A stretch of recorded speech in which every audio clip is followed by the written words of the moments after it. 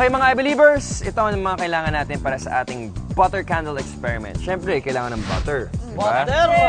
Pako. Wow! Pako! Tali. Tali!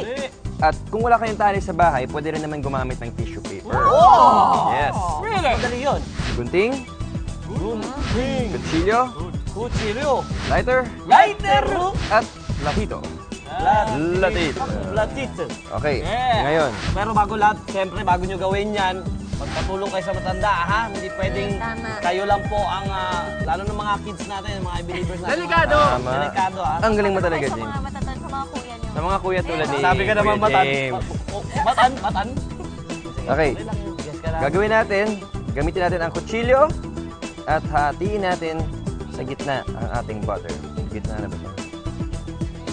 Bango. Bango, ano? Kainin na kaya natin. Kainin na natin. Ay, pandesal kayo dyan. Tara, bili tayo. Ngayon, kunin natin ang pako Pako!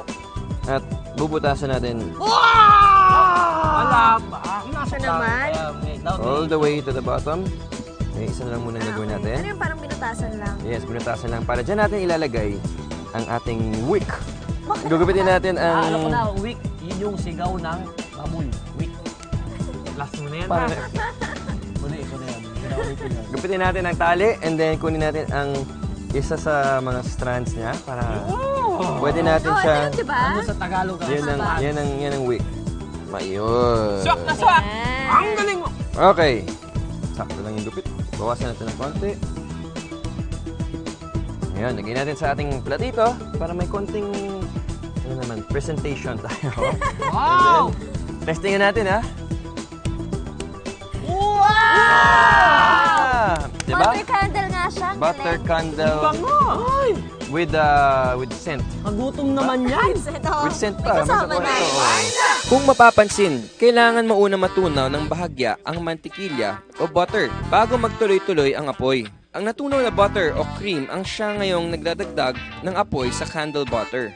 Because butter is made from cream that contains fat. When fat melts, ito ang nagsisilbing grasa. And the grease is flammable at hindi ang mismong butter o mantikilya. I believe. Wow! What? Galing na!